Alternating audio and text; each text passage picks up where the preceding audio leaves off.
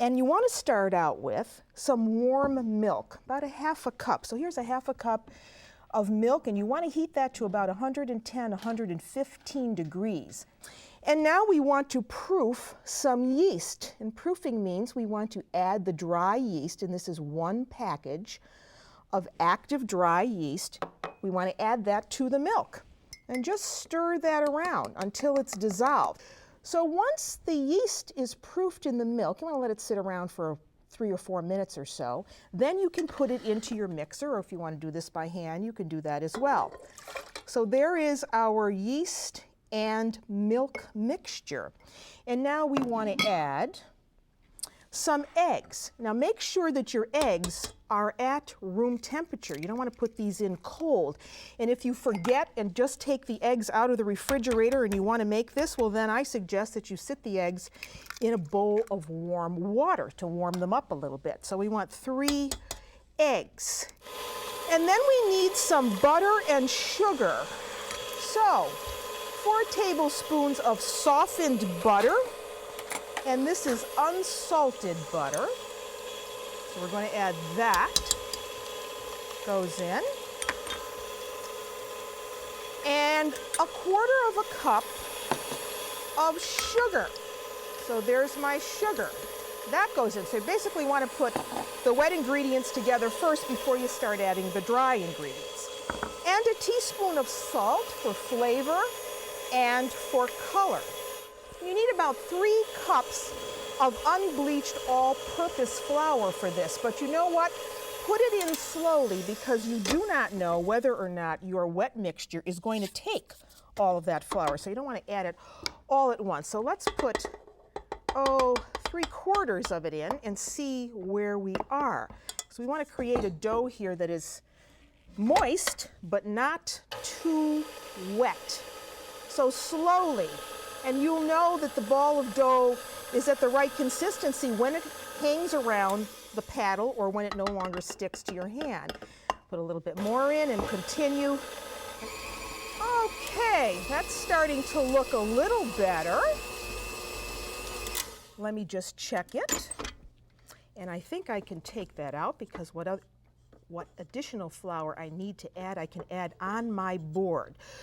So once you have your dough, then you want to knead it. And you want a nice soft dough, and this is always a great tool to have in the kitchen, a bench knife. So you knead, for about 5 minutes or so. And if the dough is a little tacky, well then you gingerly add a little extra flour to the board and continue kneading so until it's no longer sticking to your hands. And then after you have it into a nice looking ball, then you want to put that into a bowl because we have to allow this now to rise until it's almost doubled in size. So you put it in a bowl and then cover it with a piece of plastic wrap. And now a lot of people make the mistake of trying to hurry this process along, so then they put it in the oven, turn the oven on because they want the heat to help rise the dough. But I'm telling you that that's the worst thing you can do because it'll cook the bottom of the dough and then you'll really have a mess. It's more important that you put it off into a place that's about 75 degrees in your kitchen, and you'll know that again by using an instant read thermometer. And this has been rising, about 2 hours. Take a look at that. Isn't that beautiful? And now we want to really disperse those yeast cells throughout the dough, so we do the knockdown. This is called a knockdown. Punch down the dough, and you see how beautiful and silky this dough is. And now you want to knead it again. You see now it really isn't sticking to the board. You want to knead that, for about 5 minutes or so to get that gluten really well worked. I'm going to divide it in half and make 1 pan of roses for you. I think I need to take just a little bit more there so it's exactly even. So now we need a little extra flour. You want to flatten the dough out some and then get out your rolling pin. And here's mine, because this is almost like making cinnamon rolls. If you were making the 2 pans of rolls, then you'd want to roll this dough out into a 18-inch diameter. That'll give you about 9 rolls in each pan. But you see, as we roll it, how stretchy it is and how easy it is to work with. So I think you get the idea here. Let me give this just another hit on this side because I want this to be even all the way around. So here is 6 tablespoons of unsalted butter, some sugar, and about 2/3 of a cup of nuts. You got about a 1/2 cup of sugar here. So now what you want to do is brush this. Now this is enough for making 2 pans of rolls. So I won't use all of this butter. I'll just use half of it. And you brush the butter all over the sheet. Getting very excited about this now. Brush it all over. This is going to make this very rich tasting. And then you want to add your sugar. So you sprinkle on the sugar. This is a 1/2 cup, so you want about 1/4 cup on each. If you're doing the whole thing, you want the whole cup, but because I'm only doing half, I want about 1/4 cup. And now the nuts. And you sprinkle slivered almonds. If you want to use hazelnuts, that's fine too.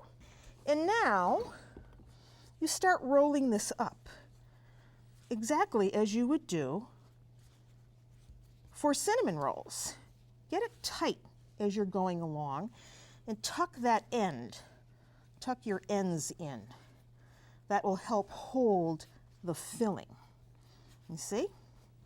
And this is absolutely wonderful as it's cooking in your oven. And your oven is now on at 375 degrees because we have to let these rise again, for about 30 minutes or so before we put them in the oven. Now when you get to the end, you want to make sure that you really tighten that so nothing will fall out. This one is 16 inches long. Okay, now we can cut these up. And you want to have a cake pan ready. And here I have a piece of parchment, you see, that's in the pan. Gave it a little bit of butter. And now I'm going to cut this in half and make I'm going to make more than I have to, but I want to show you how this goes. You turn them and put them close together. You see? Just like that. Put them close together because you want them to grow into a bunch of roses. 9 and 1 for good measure. And you put that in the center, just like that. And then you cover this. Cover that up and you let that rise, for about 30 minutes or so. And when it is risen, they'll look like that. Your oven is on at 375 and you put them in and let it go. Come back in about 20 minutes and check that. Now, after they come out, let me show you what those roses look like. Isn't that beautiful? Now we can make a glaze. I like to make a glaze for this. So you put it on a cooling rack with a piece of wax paper underneath. And there's some confectioner's sugar. And you just take a little of the sugar into a bowl, like so. And then you could add orange juice to it to give it a little bit of flavor. You could use almond flavoring here. You could use vanilla flavoring. And then I like to give it a little bit of half and half, or you could use milk. So you want to be careful when you're doing a glaze because if you go too far, well then you've got to add more sugar, but it's all very, very, very correctable. So get it nice and smooth.